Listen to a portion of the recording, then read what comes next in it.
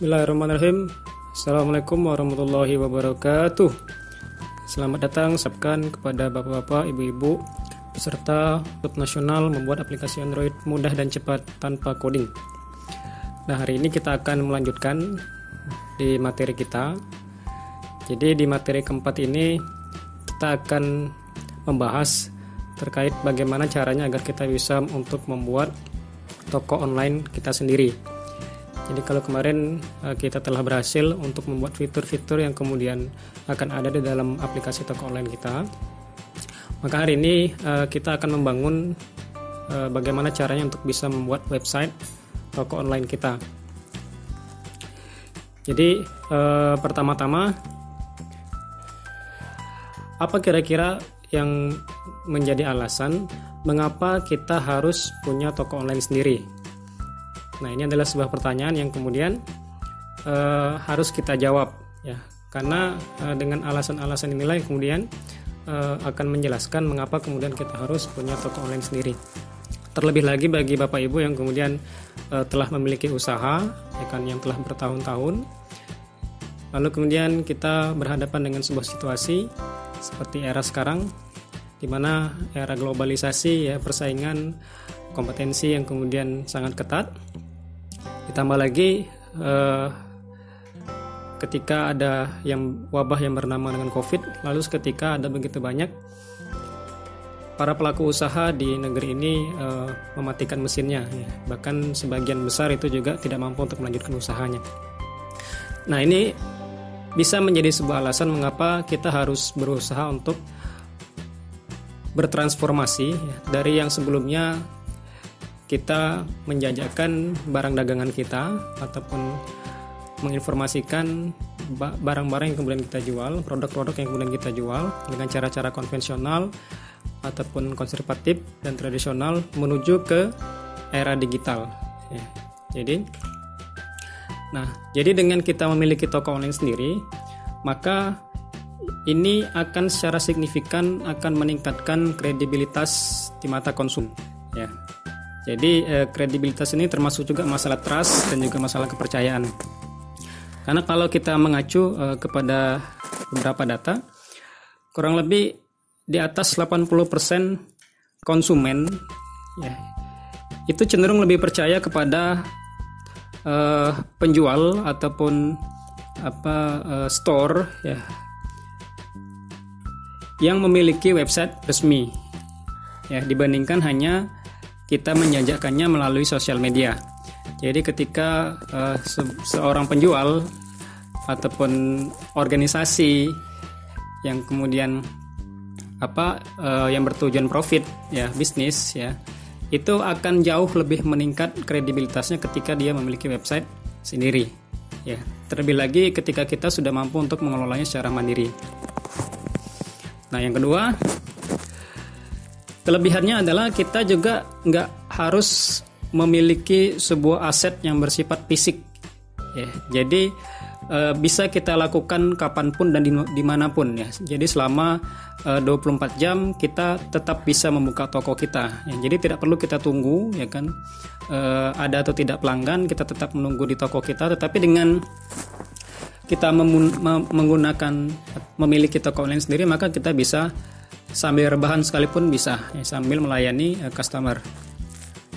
Selanjutnya, toko online juga bisa kita jadikan sebagai aset digital dan juga database, ya. Jadi kita tidak akan terputus, ya, ataupun kita tidak akan kehilangan cara bagaimana kita untuk terus mempromosikan produk kita. Misal seperti ini. Jadi ketika kita membuka toko online, maka kita ada kesempatan ataupun peluang untuk mengumpulkan misal nama customer, alamat, bahkan email, ya. Nah, ini dalam dunia digital ini sangat berharga sekali, ya. Jadi database itu menjadi senjata utama, ya, bagi pelaku usaha untuk tetap bisa bertahan ataupun bersaing, ya, dengan para pelaku bisnis yang lainnya. Karena kita akan tetap bisa mempromosikan. Jadi ketika kita terputus komunikasi, ya, dengan para customer, ya kan, tiba-tiba misal kita membuka lapak toko kita di sebuah marketplace, ya, yang sekarang banyak terkenal, ya. Lalu tiba-tiba marketplace itu tutup, ya. Padahal kita selama ini sudah punya toko yang mempunyai reputasi yang sangat baik ya, bintang 5 misalnya, sudah ratusan ribu customer yang berlangganan di toko kita. Lalu tiba-tiba marketplace itu tutup, ya kan? Maka mau tidak mau kita juga akan kehilangan aset kita, ya. Aset digital kita semua akan hilang, ya kan? Kecuali kita sudah mulai untuk berusaha mengumpulkan database dari customer kita, ya, baik dari email, nama, alamat, ya kan, profesi dan sebagainya.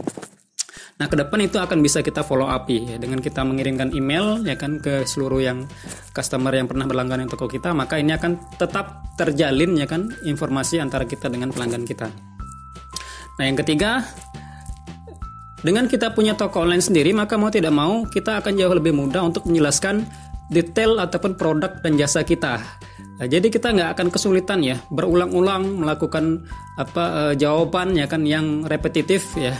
Ketika ada konsumen yang ingin membeli produk kita, ada atau tidak ya kan penjelasan detail seperti apa, maka tinggal kita alihkan, silakan dibaca di dalam website atau toko online kita. Ini akan sangat memudahkan kita juga nanti ya. Dan tentunya juga customer akan langsung mengetahui ya kan detail-detail dari produk yang telah kita jual. Ya kan. Jadi ini akan sangat membantu sekali bagi kita. Nah, yang kelima, ini akan membuat calon pembeli lebih tertarik ya. Karena di awal reputasi dari toko kita itu sudah terjamin ya kan. Maka ketika dia melihat website toko kita bahwa memang benar-benar toko kita ini dikelola dengan sangat baik ya kan. Ada orang-orang yang kemudian bertanggung jawab untuk menjaga kualitas dari produk yang kita jual. Ya, karena ini akan semakin membuat pelanggan kita ataupun calon pembeli kita itu akan jauh lebih tertarik memilih produk yang kita jual dibandingkan misal dengan kompetitor kita ya kan yang menjual produk yang sama ya kan tetapi dia tidak memiliki toko online-nya sendiri ya, tidak punya website. Tentunya calon pembeli akan jauh lebih tertarik dan jauh lebih percaya dengan produk-produk yang kemudian kita jual. Nah, ini juga salah satu keuntungan ketika kita punya toko online sendiri, maka 80% customer ataupun pembeli sebelum dia melakukan pembelian terhadap sebuah produk, dia akan melakukan sebuah riset ya. Dan riset yang paling tinggi itu adalah dengan menggunakan Google ya. Nah, Google ini menjadi sarana bagi para customer untuk mencari informasi detail tentang produk-produk apa yang sedang dijual atau tentang produk-produk apa saja yang kemudian sedang tren saat ini ya, atau produk-produk yang murah tetapi kualitasnya bagus ya. Maka mereka akan selalu melakukan riset terlebih dahulu. Nah, dengan kita punya toko online sendiri dan tentunya ini adalah toko online terindeks di Google ya dengan mengoptimasi SEO-nya, maka ini akan menguntungkan kita untuk meningkatkan di kolom pencarian ya. Jadi toko kita akan jauh lebih cepat dan mudah untuk dicari oleh para customer kita. Apalagi kalau produk yang kita jual itu memang benar-benar produk yang berkualitas dan langka ya kan, maka ini akan membuat produk kita akan banyak yang mencari. Nah, selanjutnya dengan kita punya toko online sendiri artinya kita berusaha untuk mandiri ya. Jadi kita tidak tergantung dengan marketplace yang kemudian sekarang ada ya. Jadi ada ataupun tidak adanya mereka, kita tetap bisa eksis ya kan. Boleh tetap kita manfaatkan, tetapi ini tidak akan menjadikan kita ketergantungan ya kan dengan pihak ketiga ya. Jadi ketika ada perubahan ya kan ataupun ada pengelolaan ataupun ada problem ataupun permasalahan ataupun perubahan kebijakan terhadap bisnis kita, maka kita bisa langsung mengubahnya ya, tanpa harus mengkonfirmasi kepada pihak ketiga terlebih dahulu. Jadi akan sangat memudahkan kita nanti. Ini juga, jadi kita akan punya kendali penuh ya. Jadi kalau ada problem ya kan, ada kesalahan dan sebagainya, maka kita langsung akan cepat untuk merespon ataupun menindaklanjutinya ya kan, tanpa harus menunggu respon ataupun tindak lanjut dari pihak ketiga. Ya. Nah, ini adalah alasan-alasan ya yang saya pikir sangat penting sekali ya kan, yang harus kita ketahui di era digital seperti sekarang ini. Nah, selanjutnya akan muncul pertanyaan baru ya kan. Pernah nggak kita berpikir bahwa untuk membuat toko online itu sulit ya? Pernah nggak terlintas di pikiran Bapak Ibu bahwa untuk membuat toko online itu sulit ya?